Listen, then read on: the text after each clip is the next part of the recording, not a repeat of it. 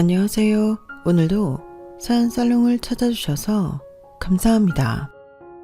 저는 지금 푸른 바다가 바로 보이는 강원도의 한 작은 마을에서 홀로 아들을 키우며 새로운 인생을 시작한 30대 여자입니다. 이 조용하고 아늑한 마을에서 저희 모자는 지금 누구보다 행복한 시간을 보내고 있어요. 그동안 말도 많고 탈도 많았던 저의 결혼 생활과 시댁 식구들과의 스토리를 좀 들려드릴까 해요. 지금 쓰면서도 이게 정말 내게 벌어졌던 일이 맞나 싶네요. 그만큼 놀랍고 믿지 못할 시간들이 주마등처럼 스쳐 지나가는군요. 저는 남들과 크게 다르지 않은 평범한 여자였어요. 나쁘지 않은 학교 성적으로 중상위권 대학을 졸업하고 대기업은 아니지만 어디에선가 한 번쯤 들어봤을 법한 회사에 다니는 지극히 평범한 직장인이었어요. 남편과는 지인 소개로 알게 되었고 오래 만나다 보니 자연스럽게 결혼 이야기까지 오가게 되었어요. 사는 방식이나 집안 규모가 서로 크게 다르지 않고 남편과 아내 역할에 충실하면 무난하게 평생을 함께할 수 있을 줄 알았어요. 실제로 결혼해서 전업주부로서 새 삶을 시작하며 3년이라는 시간이 흘렀어요. 남편 내조도 하고 어린 아이들을 돌보며 단란한 가정을 꾸리고 넘치지도 그렇다고 부족하지도 않은 형편에 만족하며 살고 있었어요. 하지만 남편의 어린 여동생의 결혼 소식이 들려오면서부터 평온한 제 삶에 돌이 던져지기 시작했어요. 저희 부부는 32살 동갑내기 커플이었고 아가씨는 24살 어린 나이에 속도 위반으로 급하게 결혼을 하게 되었어요. 학교를 다니는 것도 아니고 변변한 직장이 있는 것도 아닌 아가씨의 임신 소식에 시댁 식구들은 야단을 치기보다는 환호를 질렀어요. 바로 아가씨와 결혼할 남자 쪽이 알아주는 화장품 회사 사장 아들이었기 때문이었죠. 아가씨는 학창시절부터 사고도 많이 치고 노는 것만 좋아 문제아였어요. 친구 돈을 뺏거나 일진놀이에 빠져 시부모님 호출도 잦았다고 해요. 커서는 돈이 생기는 족족 성형을 하느라 예전 얼굴은 지금 전혀 찾아볼 수도 없고요. 평생 사고만 치면서 살 것 같던 아가씨의 대단한 결혼 소식에 시댁 식구들은 거의 잔치 분위기였죠. 저 역시 축하해주는 마음이 컸지만 시댁에서 하는 말을 들어보면 조금 과한 상상을 하고 있다는 생각이 들더군요. 주희야, 그쪽 집안에서 널 그렇게 예뻐한다며 우리 딸이 이렇게 좋은 집 며느리가 될 줄 누가 알았겠어. 뱃속의 아가가 아주 복덩일세. 세상에나 밥을 안 먹어도 엄마는 배부르다. 사돈이 지 화장품 사장이라니. 남자친구보다 아버님 어머님이 더 극성이셔. 아기가 있으니까 더 조심해야 된다고 땅에 발도 못 붙이게 하신다니까? 어딜 가든 그렇게 기사분을 보내주시고 먹는 것도 입는 것도 최고급으로만 사라고 블랙카드도 주시고 너무 챙겨주시니까 이제는 귀찮을 정도라니까? 아무튼 복덩이야 복덩이. 임신해서 결혼하니까 넌 예단이고 뭐고 아무것도 안 해가도 되겠지?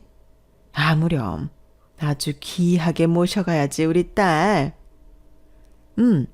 아가랑 몸만 놔줘도 고맙대. 집이고 혼수고 다 오빠 내가 해준다고 했으니까 우린 아무 신경 안 써도 돼.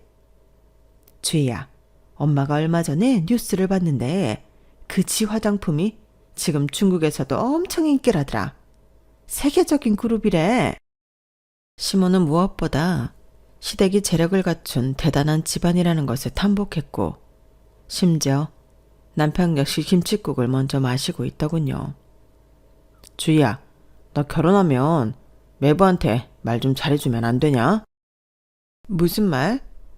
요즘 회사 다니기 싫어 죽겠다. 이참에 네 덕 보고 거기 회사 좋은 자리 하나 마련해 달라고. 여보, 그게 무슨 소리야. 지금 회사 잘 다니고 있는데 무슨 자리를 달라 그래.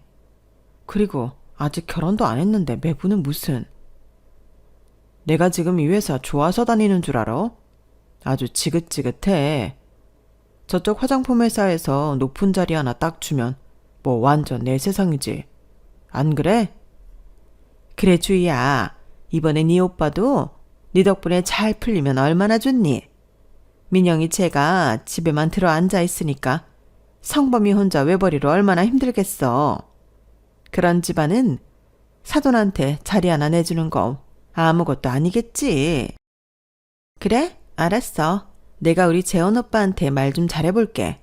걱정 마. 그 집 사람들 지금 내가 말만 해도 껌뻑 죽는다니까? 정말?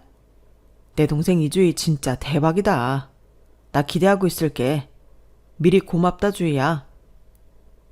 남편은 벌써 아가씨 사돈 회사에서 당연히 높은 자리 하나 줄 거라고 착각하고 있고 시모 역시 계속해서 부추기더군요. 저는 불안했어요. 남편을 말려봐도 이미 눈에 뭐가 씌었는지 도통 제 말을 들으라고 하지 않더군요. 전에 없었던 더 큰 문제는 시모가 아가씨 사돈댁과 저희 집안을 계속해서 비교하며 깎아내리기 시작했다는 거예요. 저희 부모님은 강원도 바닷가 쪽에서 20년째 건어물 장사를 하고 계세요. 저는 항상 열심히 사시는 두 분을 존경했는데 지화장품 집안의 등장으로 갑자기 저희 부모님께 화살이 향했던 거예요. 건어물 장사하는 사돈이랑 이렇게 수준 차이 나서 되겠니? 주희야, 재원이한테는 네 새언니네 집이 그런 장사한다는 거 알리지 마. 격 떨어진다고 싫어하실라. 내가 알아서 그런 건 말 안 하지. 어머님 아가씨, 저희 부모님한테 말씀이 좀 지나치신 것 같은데요. 지나쳐? 지금 생각해보니 니네 집이 더 지나친 것 같구나. 그때 아주 딸을 빈손으로 우리한테 떠맡긴 거 아니니? 네가 이 집에 시집 볼 때 해온 게 뭐가 있어? 맨입으로 딸내미 하나 시집 보낸 거지. 안 그러니? 집이랑 혼수할 때 저도 일부 보탰어요. 꼴랑 5천만 원? 주인은 결혼하면 저기 한강 보이는 50억짜리 집에서 산댄다. 너한테 받아보지 못한 사돈덕 이제야 주희한테나 좀 받아볼 것 같구나. 입이 10개라도 넌 할 말 없지? 너무 화가 났어요. 한순간에 저와 부모님을 죄인 취급하는 시모의 태도가 이해되지 않았어요. 하지만 더 열받는 건 그 옆에서 깝죽대는 남편이었어요. 엄마가 참아. 나도 장인어른이랑 장모님한테 뭐 받은 거 없어. 가면 맨날 오징어국이나 황태국 끓여주시고. 말도 마. 입에서 비린내가 진동한다니까? 여보, 우리 엄마 아빠가 해준 거 맛있다며 잘 먹더니 갑자기 그게 무슨 말이야? 야, 그럼 그 앞에서 내가 비린내 나서 못 먹겠습니다 이렇게 해? 차라리 주인의 사돈처럼 뭐 사먹고 사입으라고 돈을 주시던지. 당신네 집 참 그래. 시모와 아가씨가 있으니 의기양양해진 남편의 막말이 도를 넘더군요. 다들 그만 싸워요. 아무튼 내가 그 집 사람 되면 다들 좋은 일 생길 테니까 기다려봐요. 우리 아기 들을라. 왜 이렇게 큰 소리들을 내고 그래요? 맞다. 뱃속에 우리 손주 나쁜 소리 들으면 안 되지. 다들 돌아가. 그날 이후 시모와 남편의 이상행동은 계속되었어요. 하루는 시모가 전화를 걸어와 하는 말이 민영아, 집이니? 아니요. 잠깐 마트에 나왔어요. 그래? 그럼 이따 주인네 좀 갔다 와라. 아가씨한테요? 왜요? 애가 워낙 몸이 약한데 임신을 해서 그런지 요즘 많이 힘들어하더라. 가서 빨래랑 청소도 좀 해주고. 너 지금 마트라 그랬지? 잘 됐네. 먹을 것도 좀 사가서 해주고 해. 새언니 좋다는 게 뭐니? 저는 속으로 부글부글 끓었지만 혹시라도 안 해주고 아기가 잘못되면 나중에 더 큰 원망을 들을까 억지로 아가씨 집에 가서 일을 해주곤 했어요. 한두 번 이런 일이 반복되자 시모와 아가씨는 고마운 것도 모르더군요. 언니, 나 갑자기 시원한 수박이 먹고 싶은데 좀 사다 줘요. 여름도 아닌데 수박을 어디서 구해요?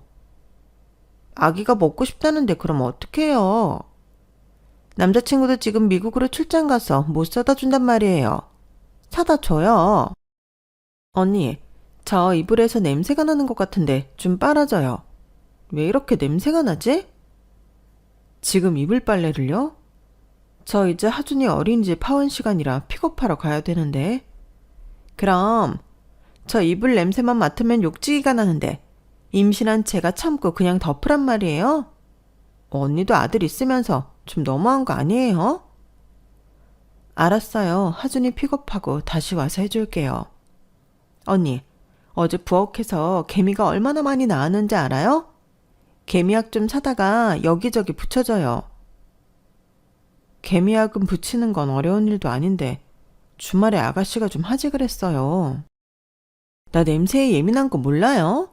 그런 냄새 맡으면 머리까지 띵하단 말이에요. 나 쓰러지면 아기 책임질 거예요? 그런 냄새에 쓰러지고 그러지 않아요. 언니는 임신할 때 오빠가 다 챙겨줘서 내가 얼마나 힘든지 모르죠? 알았어요. 사다 붙여줄게요. 얘처럼 아가씨는 온갖 이유를 갖다 붙이며 저를 도우미처럼 부려먹더군요. 남편한테도 슬쩍 얘기를 꺼내봤지만 돌아오는 대답 역시 똑같았어요. 주희 임신했는데 그럼 어떡해. 평생 그러는 것도 아닌데 좀 참고 해줘라. 당신이 뭐 직장 다니는 것도 아니고 하준이 어린이집에 있을 때 그 정도는 해줄 수 있지 뭐. 당신도 주희한테 잘 보여야 나중에 콩고물이라도 떨어지지 않겠어? 나는 뭐 임신 안 해봤어? 지금 아가씨는 예민해도 너무 예민하게 굴어. 그래, 예민한 건 그렇다 치고 어머니나 아가씨 모두 나를 무슨 한여 부려먹듯이 하니까 이러는 거야. 나도 집안일하고 하준이 뒤치다꺼리하고 바쁜데 좀만 참으라니까. 가족끼리 그런 것도 못해주면 어쩌란 거야. 네가 이해해. 남편 역시 임신한 아가씨 편에서 철저히 저의 고통을 외면하더군요. 평온하고 단란했던 저의 일상이 무너지자 저는 너무 괴롭고 서러웠어요. 그렇게 시간이 흘러 아가씨의 결혼이 코앞으로 다가왔어요. 아가씨는 드레스를 입어야 하는데 배가 나왔다며 짜증을 부리더군요. 엄마, 나 원래 날씬하잖아. 그런데 이게 뭐야? 아줌마처럼 배 나온 드레스라니? 우리 주희 이뻐. 임신한 거 뭐 티도 안 나는데. 그래. 그리고 결혼식은 그거 금방 끝나. 이것만 잘 해치우면 아가 낳고 앞으로 네 앞에 탄탄대로가 만들어지는데 이런 거에 너무 신경 쓰지 마. 알았지? 결혼식에 연예인들도 온대. 내가 걔네보다 더 예뻐야 하는데. 세상에서 우리 딸이 제일 예쁘지. 그런데 연예인들도 온다고? 세상에 사돈댁이 어마어마하긴 한가 보다. 그 무슨 국회의원도 온다며. 아버님 고향 친구래. 오빠네 집 엄청 빵빵하지? 그런 집안 남자를 사로잡은 내 딸이 너무 대견하다. 딸 덕에 엄마도 이제 호강길만 열렸어. 엄마 친구들도 얼마나 부러워하는 줄 알아? 이참에 엄마도 친구들 걸러. 오빠네 집이랑 경 맞추려면 엄마도 너무 후진 사람들이랑 어울리지 말라고. 노는 물이 달라져야지. 그럼 그 옛날 과거 다 알고 그런 사람들은 결혼식에도 안 불렀어. 시모와 신우는 이번 결혼을 황골탈퇴할 기회로 생각하는 것 같았어요. 어쨌든 무사히 결혼식도 끝나고 몇 달 뒤 신우도 아이를 출산했어요. 귀여운 아들이었어요. 하지만 진짜 악몽은 그때부터 시작되었어요. 하루는 시모와 남편, 그리고 아들 하준이를 데리고 신우의 아이를 보러 갔어요. 신우가 사는 집은 으리으리하고 화려하게 그지없더군요. 고급 사모님 코스프레를 한 신우는 명품 옷을 입은 아기를 데리고 나왔어요. 우리 손주, 귀하디 귀한 우리 손주. 아우 예뻐라. 엄마 조심해. 애한테 뽀뽀하지 마. 새겨놀 마. 알았어. 아가씨, 아기 낳느라 고생 많았어요. 아기 한번 안아봐도 돼요? 그러세요. 작은 아기를 품에 안으니 하준이 어릴 때가 생각나 기분이 좋았어요. 그때 하준이가 아이를 만져보고 싶다며 손을 뻗쳤어요. 어머, 얘, 너 지금 어딜 만져? 저리 가. 아기한테 떨어져. 하준이 너 지금 아기 만진 거야? 그렇게 함부로 만지면 큰일 나. 맴매할 거야. 시모와 신우의 야단과 윽박에 하준이는 놀라 제 뒤로 숨어버렸어요. 아니에요. 하준이가 만지려고 했어도 제가 못하게 했을 거예요. 하준아, 괜찮아. 놀랐지? 이리 와. 괜찮긴 뭐가 괜찮아. 애가 어쩜 저렇게 조심성이 없니? 아무거나 덥석덥석 만져보려 하고. 우리 귀한 손주 얼굴에 손톱 자국이라도 나면 어쩌려고. 너 애 단속 좀 잘해라. 어머니, 하준이가 꼬집은 것도 아닌데 왜 그러세요? 얘도 아직 애기예요. 그렇게 소리 지르시면 하준이 놀라잖아요. 그러니까 왜 소리를 지르게 해? 너 얘가 어떤 애인 줄 알고 그러는 거야? 같은 핏줄이라고 다 같은 손주 아니다. 얘는 엄청난 고급 유전자를 갖고 태어난 애라고. 네? 옛날 같았으면 장차 왕이 되라이라고. 하준이랑은 비교할 수 없어. 너무 황당했어요. 같은 손주인데 누구는 천하고 누구는 귀하다뇨. 그것도 애들의 할머니인 시무가 앞에서 그런 소리를 하는 게 어이없더군요. 남편은 급하게 저와 하준이를 데리고 나왔고 얼렁뚱땅 넘어가려고 했어요. 쟤는 지 회사 손주야. 나중에 그 큰 회사를 물려받을지도 모르는데 네가 그냥 흘려 들어. 엄마도 놀라서 하준이한테 그렇게 말한 걸 거야. 하준이도 어머니 손주야. 쟤도 그냥 잘 사는 할아버지 손주인 것 뿐이잖아. 애가 귀엽다고 만져본 것 뿐인데 그렇게 큰 소리로 야단칠 일이냐고. 당신은 하준이 놀란 거 안 보여? 그냥 참자니까. 조용히 잘 넘어가야 나중에 좋은 일 생기지. 우리 그냥 흘려 듣자. 어? 남편 역시 뜬구름 잡는 소리만 하고 있었어요. 저는 화가 나 하준이를 데리고 집으로 먼저 돌아왔고 남편이 저녁에 술 한잔 걸치고 들어오며 하는 말이 엄마가 미안하대. 놀라서 엄마도 모르게 그냥 그렇게 말이 나왔대. 그게 끝이었어요. 시모 입으로 직접 들은 사과도 아니고 남편을 통해 말을 전한 걸로 얼버무리고 말더군요. 그 일로 남편과 이혼을 생각해보게 되었어요. 하지만 막상 직업도 없는 상태에서 홀로 아이를 길러야 하는 현실을 맞닥뜨리게 된다면 너무 막막하겠더라고요.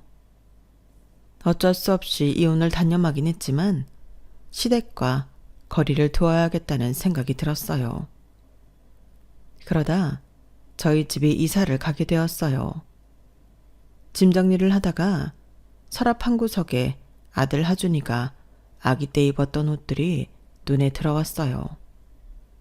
저는 어리석게도 전에 있던 일을 또 까먹고 아기 옷을 신우이에게 가져다 줘야겠다고 생각했어요. 전화를 거니 바로 받더군요. 아가씨, 이삿짐을 정리하다 보니까 하준이 아기 때 입었던 옷이 많네요. 제가 깨끗하게 입혔던 것들이에요. 지금 영재 입으면 딱 잘 맞고 좋을 것 같은데. 애기들은 빨리 크니까 옷이 금방금방 작아지더라고요. 이것 좀 가져다 드릴까요? 네? 뭐라고요? 언니 제정신이에요? 네? 아가씨, 무슨 소리를 그렇게 하세요? 우리 영재한테 지금 하준이가 입던 옷을 입히라고요? 우리 영재가 어떤 애인 줄 몰라서 그런 말 하는 거예요? 어디 감히 입던 옷을 주겠다는 거예요? 우리 하준이가 입었던 옷이 더럽다는 뜻이에요? 과일물 하나도 들지 않았을 정도로 깨끗하게 입혔던 것들이에요. 그리고 제가 나쁜 의도로 한 말도 아니고 아기들 금방 크니까 새 옷 살 것 없이 아끼시라고 말한 거잖아요. 언니는 아끼고 살아요. 난 물 쓰듯 펑펑 써도 안 모자라니까요. 기분 몹시 나쁘네요. 기분은 제가 나쁜 거죠, 아가씨. 좋은 의도를 어떻게 그렇게 왜곡되게 해석할 수 있어요? 좋은 의도든 나쁜 의도든 우리 애한테 남이 입혔던 걸 또 입히겠다는 생각 자체가 더럽다고요. 남이요? 하준이가 남이에요? 말이 그렇단 거죠. 우리 영재는 양말도 명품만 신겨요. 그런데 입던 옷이라니. 이런 데서 레벨 차이가 나는 거예요. 알았어요? 저는 순간 뒤통수가 땡기더군요. 이게 그렇게까지 욕먹을 일인 건지, 내가 뭘 얼마나 잘못한 건지 이해가 안 됐어요. 정신을 차릴 틈도 없이 바로 시모에게 전화가 왔어요. 얘, 너 정신이 있니? 어디 감히 하준이가 입던 걸 영재한테 준다 그래? 네? 어머니까지 왜 이러세요? 왜 이러긴? 귀한 우리 손주한테 어떻게 입혔던 중고를 들이대? 내가 전에 뭐라 그랬어? 영재는 귀한 DNA를 갖고 태어난 애라고 했잖아. 그때 말귀 못 알아들었니? 아무거나 먹이고 아무거나 입혀도 되는 애가 아니란 말이야. 어이가 없어서. 어이는 제가 없어요, 어머니. 하준이도 똑같은 손주인데 어떻게 그렇게 말씀하세요? 어머니도 하준이가 입었던 게 더럽다고 생각하시는 거예요? 더럽고 안 더럽고가 중요한 게 아니라 귀하디 귀한 우리 영재한테 새 것 먼저도 모자란데 어떻게 그걸 갖다 줄 생각을 하냔 말이야. 입히려면 고어원이나 갖다 주든지. 주겠다는 네 생각만 하지 말고 받는 사람 입장도 좀 생각해야지. 받는 사람이 싫다는데. 그럼 그냥 괜찮다고 하면 되지. 왜 우리 하준이까지 더럽네 어쩌네 하면서 심한 말을 하는 건지 이해할 수가 없네요. 제가 옷을 싸들고 집 앞에 찾아간 것도 아니고 정말 좋은 의도로 물어본 건데 어머니나 아가씨 두 분 다 이렇게까지 난리 피울 일인지 모르겠네요. 뭐? 난리? 너 말 다 했어? 어머니가 하신 말은 제가 다 고분고분 들어야 하고 제가 하는 말은 다 쓰레기 같으세요? 어머머, 얘 봐. 어쩐지 너 시집 온다고 인사 왔을 때부터 느낌이 안 좋더니 결국은 시댁 식구들을 아주 싸잡아 모욕하는구나. 모욕은 어머니가 먼저 주셨잖아요. 나는 사실을 말한 거고 너도 현실을 좀 직시해라. 니네 집 뭐 볼 거 있어? 주인애랑 비교나 되겠냐고. 그냥 바닥을 벌벌 기어도 모자랄 판에 어디서 쌍심지를 켜고 대들어. 내가 우리 아들 결혼 잘못 시켰지. 이런 못 배운 며느리를 들이다니. 아기 옷 얘기가 왜 저희 집 얘기까지 번지는데요. 저희 부모님이 제발 결혼시켜달라고 부탁한 것도 아닌데 왜 저희 엄마 아빠를 들추세요? 솔직히 너 시집 올 때 뭐 해온 거 있냐? 그 돈 몇 푼 보탠 걸로 생색내기는. 저희 결혼한 지 벌써 몇 년인데 아직도 그 얘기세요. 주희 결혼시켜보니까 더 열받아서 그런다. 자기 딸 보내는데 어쩜 그렇게 하나도 도움도 안 되는지. 아가씨도 뭐 해간 거 하나도 없잖아요. 거기랑 니네 집이랑 같니? 하늘과 땅 차이인데. 우리 주인은 돈을 받고 데리고 간 거고. 어머니랑 얘기를 할수록 더 어지럽네요. 저까지 이상해지는 것 같아요. 이만 끊겠습니다. 여기서 끝난 게 아니었어요. 울그락불그락한 얼굴로 집에 들어온 남편이 가방을 내던지며 제게 말했어요. 당신 그냥 가만히 있으면 중간이라도 가지. 나대지 말라고 했잖아. 왜 애 옷을 주네만에 해갖고 이 난리야? 뭐? 나대? 아가씨 생각해서 애 옷 좀 주겠다는 게 나대는 거야? 우리 하준이한테 뭐 몹쓸 병이라도 있어? 그거 입으면 병이라도 나? 당신까지 도대체 왜 이래? 당신은 나한테 이러면 안 되는 거잖아. 널 이해 못하는 건 아니지만 그냥 가만히 있으라고. 아무것도 하지 말고. 주인애는 많다 못해 넘쳐 흐르니까 걔 생각 안 해줘도 돼. 걔가 명품을 사다 입히든 거적대기를 갖다 입히든 신경 쓰지 말라고. 이게 이렇게 돌아가면서 욕먹을 일인지 정말 모르겠다. 이런 어른들을 보며 큰 우리 하준이가 불쌍하네. 저는 속상한 마음에 하준이를 데리고 바로 부모님이 계시는 강원도로 향했고 눈물을 흘리며 이야기했어요. 이서방도 참 네 편 좀 들어주지. 그래도 이서방도 하준이가 마음에 걸려서 너한테 그렇게 얘기한 걸 거야. 그 집 사람들 다 미친 것 같아. 아가씨네가 무슨 왕이 된 것처럼 싸구더라. 이서방도 그 화장품 회사에 높은 자리 하나 목 빠지게 기다리면서 저러는 거야. 예전에 내가 알던 그 사람이 아니야. 다 미쳤어. 하지만 전처럼 전업주부로 살다가 이혼녀가 될 걸 생각하니 두려웠어요. 그런 제 마음을 아셨는지 부모님은 이렇게 말씀하셨어요. 민영이 넌 혼자가 아니야. 우리가 있잖아. 정 힘들다면 하준이 데리고 강원도로 와. 여기서 다시 시작하자. 우리 딸이 힘든 거 엄마는 싫어. 엄마 아빠와 많은 대화를 나누고 다시 집으로 돌아갔어요. 집에 오니 싸운 것도 잊었다는 듯이 거실에서 남편이 싱글벙글 웃으면서 저희를 맞아주더군요. 당신 왔어? 왜 이제 와? 내가 걱정 많이 했잖아. 이게 다 뭐야? 주인의 사돈이 준 선물. 선물? 우리한테 왜? 돈 많은 사람들이 돈이 남아 돌아서 좀 쓰겠다는데 이유가 어딨어? 거기 진짜 돈 많나 봐. 딴 건 아니고 영재가 얼마 전 100일이었잖아. 그래서 선물 돌린 거래. 우리까지 이렇게 생각해주니 얼마나 감사해. 거실은 온통 선물 꾸러미가 가득했어요. 이것 봐. 당신 것도 있어. 난 괜찮아. 안 받을래. 이거 엄청 비싼 화장품이라던데. 백화점에 가서 사면 100만 원은 좋게 넘을 거라는데.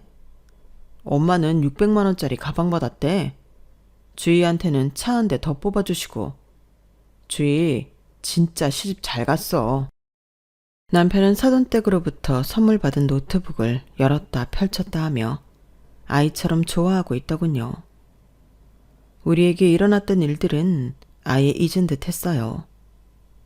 저는 피곤해서 말할 힘도 없었어요. 나 하준이 씻기고 잘게. 피곤해. 당신 이 화장품 써봐. 난 됐어. 진짜 안 받을 거야? 준 사람 성의도 있는데. 안 받으면 나 이거 중고마을에 판다. 당신 마음대로 해. 남편에게 오만정이 다 떨어지더군요. 아이와 누웠는데 눈물만 계속 흘렀어요. 당장 이 집에서 뛰쳐나가고 싶은데 아무 능력 없어 이러지도 저러지도 못하는 제 자신이 비참하고 초라했어요. 하준이에게도 너무 미안했고요. 결국 이번 사건 역시 그렇게 어물쩍 넘어가게 되었고 전 참담한 심정으로 어쩔 수 없이 결혼 생활을 이어갔어요. 다만 그날 이후로 명절이나 큰 행사 빼고는 저는 시댁에 일절 찾아가지 않게 되었어요. 처음에는 시모에게 괘씸하다는 말을 들었지만 시간이 지나니 저한테 아예 관심을 끊으셨어요. 아무튼 서로 만나서 불편해지는 경우가 줄어드니 그나마 낫더군요. 2년 동안 그렇게 지내니 다시 제 생활이 안정되는 느낌이 들더군요. 그러는 동안 하준이는 유치원을 다녔고 신우는 그 사이 둘째 아이를 낳았어요. 어느 날 엄마에게 다급한 전화를 받게 되었어요. 민영아, 어쩜 좋니? 이모가 하늘나라로 갔어. 뭐? 이모가? 이모는 결혼도 안 하고 자식도 없는 노처녀였는데 엄마와 가까운 거리에서 살았어요.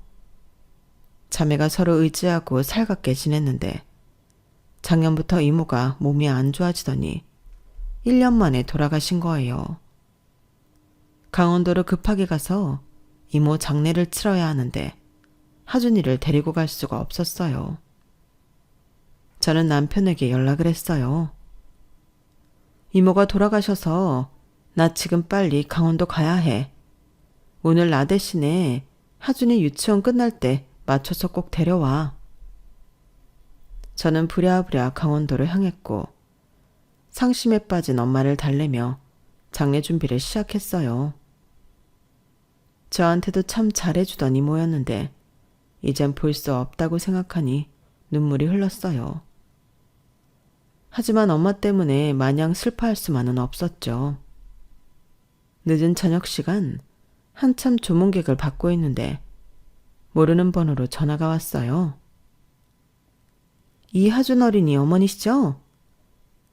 네, 맞는데요. 어디시죠? 여기 경찰서입니다. 하준이를 저희가 보호하고 있습니다. 순간 머리가 띵해지며 아찔했어요. 저는 상복을 입은 채로 미친 사람처럼 달려갔어요. 경찰서에 가니 하준이가 멍하니 앉아있더군요. 하준아, 너 왜 여기 있어? 엄마. 저를 본 하준이는 펑펑 울기 시작했고 저도 놀라서 같이 울었어요. 다행히 어머님이 미아 방지 지문 등록을 미리 해놓으셔서 이렇게 찾을 수 있었네요. 아버님은 계속 시도했지만 통화가 안 되더군요. 이상했어요. 분명히 남편한테 하준이를 부탁하고 간 건데 연락이 안 된다는 것이요. 하준이를 진정시키고 집으로 데려갔어요. 하준아, 어떻게 된 거야? 아빠가 유치원으로 데리러 안 왔어? 할머니가 왔어. 할머니가?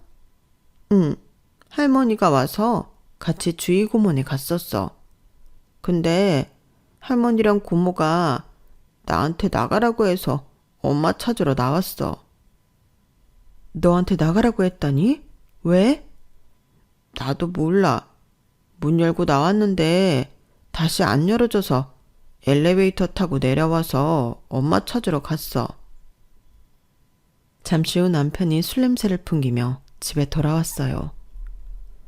당신 하준이 유치원 안 갔어? 나 갑자기 회식이 잡혀서 엄마한테 부탁 좀 했지. 주인의 애들 보러 간다길래 하준이도 데려가라고 했고. 왜? 뭐 잘못됐어? 무슨 영문인지 모르겠지만 어머님이랑 아가씨가 하준이를 나가라고 했대. 혼자 나와서 나 찾는다고 돌아다니다가 길 잃어서 경찰서에서 연락 왔었어. 나 장례 치르다 전화 받고 이렇게 허겁지겁 온 거야.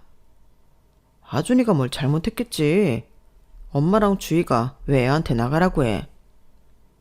당신은 아들 미아될 뻔했는데 그렇게 속 편한 소리가 나와? 그리고 회식이 뭐라고 애를 다른 데 맡겨. 우리 엄마인데 다른 데라니. 그럼 당신이 데리고 강원도 가지 그랬냐? 장례를 치르는데 애를 어떻게 데려가? 아, 몰라. 나 지금 엄청 피곤해. 애가 잘 돌아왔으면 됐잖아. 나 잘 거야. 그때 저는 남편과 이혼을 확실히 결심할 수 있었어요. 아빠라고 불릴 자격도 없는 사람과 그동안 같이 산 시간이 너무 아깝게 느껴졌어요. 다음 날 저는 사건의 전말을 알기 위해 어머니를 찾아갔어요. 어머니, 하준이 왜 내쫓으셨어요? 내쫓긴 누가 내쫓아? 지발로 나간 거지. 쟤 이제 고작 6살이에요. 나간다고 해도 붙잡으셨어야죠. 밥을 줘도 싫다. TV를 틀어줘도 싫다. 장난감도 싫다. 어쩜 애가 그렇게 클수록 고집불통이니? 너만 계속 찾는데 시끄러워서 주인의 애들이 잘 수가 있어야 말이지. 엄마 찾으러 간다길래 나가서 잘 찾아보라고 했다. 어쨌든 경찰서에서 안전하게 데리고 있었다며. 경찰서에서 없었으면요. 애를 잃어버렸으면요. 찾았으면 됐지. 뭘 이렇게 눈을 부라리면서 난리야. 아가씨네 애들만 소중하세요? 진짜 이건 남의 아이라도 그렇게 내보내진 않았을 거예요. 한때는 제가 너무 벽을 치고 살았나 생각한 적도 있었는데 지금 보니까 제가 너무 정상이었네요. 어머님, 아가씨, 어머님 아들 모두 미쳤어요. 뭐? 너 말 다 했니? 전 이제 미친 사람들이랑 말도 섞기 싫어요. 저 하준이 아빠랑 이혼할게요. 가진 것도 없는 게 이혼은 무슨? 왜? 이혼하고 니네 부모님한테 가서 건어물이나 팔려고? 네 마음대로 해라. 피가 거꾸로 솟구치고 살인 충동이 일어나는 것을 겨우 참고 돌아왔어요. 제가 밖에서 구걸을 하며 살더라도 이런 사람들과 제 아들을 핏줄이랑 끈으로 엮이게 할 수는 없었어요. 그날 부모님께 모든 것을 털어놓았어요. 부모님은 얼른 정리하고 강원도로 오라며 말씀하셨고요. 남편은 생각보다 쉽게 이혼을 해주더군요. 나는 참 당신이 안타까워. 왜 지 복을 차고 앉아있을까? 그게 무슨 소리야? 주인의 집안이 보통 집안이야? 줌만 참고 견디고 있으면 하늘에서 뭐가 떨어질지도 모르는데 그것도 다 싫다고 이렇게 이혼이나 하고. 당신은 앞을 내다볼 줄 모르는 사람이야. 앞을 아주 잘 내다보고 당신이랑 헤어지는 거야. 그쪽 집안이 자선단체도 아니고 별 볼 일 없는 당신 같은 사람한테 뭘 하사하시겠어. 뭐 자리라도 맡겨놨어? 당신 꿈이 너무 큰 거 아니야? 빨리 정신 차려. 말이면 다인 줄 아나. 아무튼 내가 나중에 잘 나간다고 배 아파하지나 말고 하준이나 잘 키워. 전 남편은 뭘 믿고 그러는지 모르겠지만 마음은 벌써 지 화장품 회사의 임원이 다 되었더군요. 그렇게 저는 하준이를 데리고 강원도를 향했어요. 하준이도 느끼는 게 있는지 아빠를 전혀 찾지 않았어요. 걱정 반 두려움 반을 안고 부모님 집에 도착했는데 아주 반가운 소식을 들을 수 있었어요. 엄마와 아빠가 5층짜리 상가 안에서 건어물 장사를 하고 계셨는데 사실 그 건물이 돌아가신 이모 것이었거든요. 평생을 혼자 산 이모는 돈을 모아 건물과 지금 사는 아파트를 사뒀고 자식이 없어 줄 사람이 없었죠.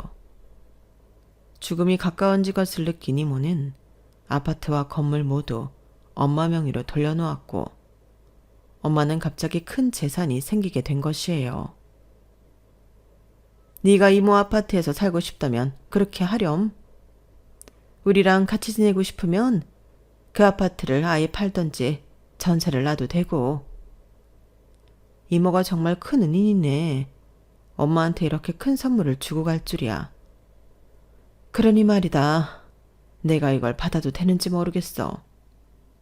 불쌍한 내 동생 결혼도 못 해보고 자식도 없이 평생 돈만 모으다 죽었는데 내가 이걸 정말 받아도 되는지. 엄마가 어릴 때부터 이모 잘 챙겨줬다며. 이모가 고마워서 엄마한테 남기고 간 걸 거야.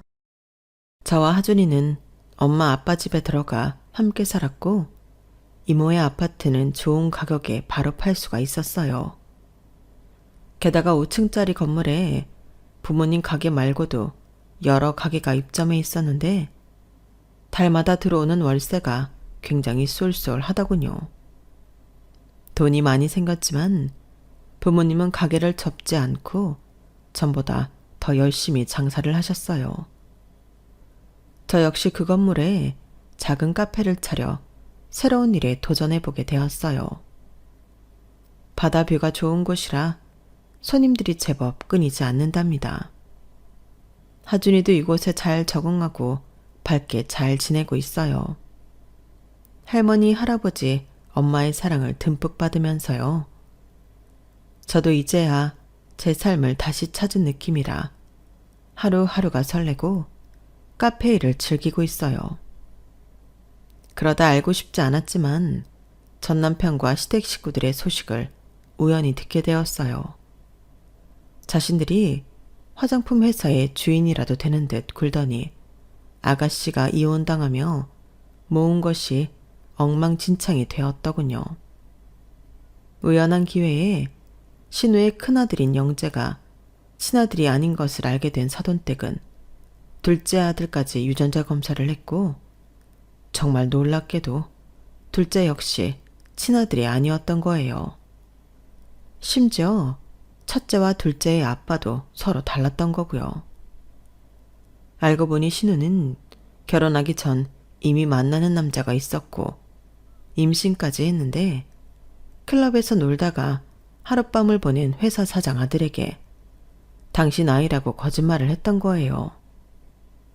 그렇게 모두를 속여 지 화장품 사장의 며느리가 된 것이고요. 심지어 결혼 생활 중에도 계속 외도를 해서 또 다른 남자의 아이까지 임신을 했고 그렇게 거짓말이 계속 이어졌던 거예요. 모든 진실이 밝혀지고 아빠가 다른 두 아이와 함께 신우는 처참하게 내쫓겼다고 하더군요. 딸의 결혼 후 든든한 사돈을 뒀다며 늘 자랑이었던 시모는 쥐구멍이라도 숨고 싶은 심정이었겠죠. 주제도 모르고 화장품 회사의 한 자리 차지하려고 혈안이 되어 있었던 전 남편 역시 마찬가지였겠고요. 신우는 다행히 법적인 처벌은 면했지만 숟가락 하나 갖고 나올 수 없이 맨몸으로 쫓겨났다고 하더군요. 딸과 손주들까지 자기 집에 얹혀 살게 되자 시모는 김치 공장에 나가 온갖 고생을 하면서 일하고 있는 듯해요. 신우는 아이들이 아직 어려 파트타임 아르바이트 정도만 해서 근근히 먹고 살고 있고요. 전 남편도 퇴사는 영원히 꿈도 못 꾸고 그냥 죽은 듯이 회사에 다닌다고 하더군요. 이들의 비참한 소식을 들은 지 얼마 지나지 않아 저는 전화 한 통 받게 되었어요. 울먹거리는 목소리의 주인공은 바로 시모였어요. 민영아, 잘 지냈니? 어쩐 일이세요? 전화를 다 주시고. 너 주희 얘기 들었지? 애들 얘기하고. 네, 듣고 싶지 않아도 그렇게 알려주는 사람들이 있네요. 민영아, 우리 지금 많이 힘들어. 제가 봐도 많이 힘들 것 같아요. 너 강원도 가서 가게도 열고 잘 지낸다면서? 부모님이 건물도 갖고 계시고. 그런데요? 그런 말을 왜 하시는 거예요? 염치 없지만 우리 좀 도와주렴. 도와달라고요? 뭘 어떻게 해요? 난 지금 하루에 10시간씩 김치 공장에서 일하고 있어. 계속 서서 일하니까 허리도 아프고 다리도 너무 아파. 주희도 애들 때문에 아르바이트만 조금씩 하고 있고. 그래서요. 거기 부모님 건물에 우리가 들어가서 할 수 있는 장사 없을까? 뭐든 열심히 잘할 수 있는데. 주희나 나나 많이 바뀌었다. 성범이도 너랑 헤어지고 후회 많이 하고 있어. 예전에 우리가 아니야. 그러니까 강원도에서 먹고 살 수 있게 해달라는 말씀이신 거네요? 뭐 그래주면 너무 고맙다는 거지. 한때 우리 하준이 할머니셨고 고모였고 아빠였어서 드리는 말씀인데요. 이렇게 구질구질한 모습 보일 거면 다시는 나타나지도 말고 연락도 하지 마세요. 우리 모자는 그쪽 집안이랑 이제 아무 상관도 없는 사람들입니다. 민영아, 네가 화난 거 나는데 그래도. 전에 저한테 했던 말 기억 안 나세요? 영재는 하준이랑 다르게 무슨 고급 유전자를 갖고 태어났다는 둥. 더럽게 입혔던 옷을 왜 갖다 주냐는 둥. 전 아직도 생생하게 다 기억나거든요. 그런데 살다 보니 어떠세요? 진짜 더러운 건 아줌마 딸 아닌가요? 딴 남자애를 임신하고선 그렇게 당당히 결혼을 하다뇨. 정신 못 차리고 또 딴 남자 애를 낳고. 정말 들을수록 놀라운 일이네요. 제가 그 사돈댁이었으면 당신들 벌써 다 깜빵 보냈을 거예요. 앞으로 착한 일만 하면서 사세요. 네? 오열하는 전 시모를 두고 저는 먼저 매몰차게 전화를 끊었어요. 속이 다 시원하더군요. 사실 두 아이를 생각하면 좀 딱하긴 하지만 그 사람들이 하준이한테 한 짓을 곱씹어 보니 용서할 수가 없겠더라고요.